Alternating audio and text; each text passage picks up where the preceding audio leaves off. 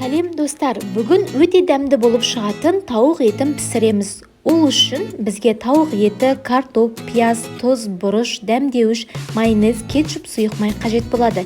Ең алдымен картопымызды видеодағыдай турап аламыз. Әрине өзіңізге қалай ыңғайлы, солай турасаңыз болады. Пиязымызды да үлкендеу етіп турап саламыз. Пиязды көбірек қоссаңыздар жақсы. Егерде үйлеріңізде тәтті бұрыш пен қызанақ болатын болса, қосуға кеңес беремін. Барлығын салып, үстіне дәмдеуіштерді, тұз, бұрыш, қызыл бұрыш, зәйтүн майын қосып, майонезбен араластырып 3 сағатқа қойып қойыңыздар. 3 сағат өткеннен соң 200 градус қызып тұрған пешке барлығын 30-40 минут пісіріп аламыз. Жасап көріңіз, өте дәмді. Астарыңыз дәмді болсын, маған тіркелуді ұмытпаңыздар, лайк басыңыздар.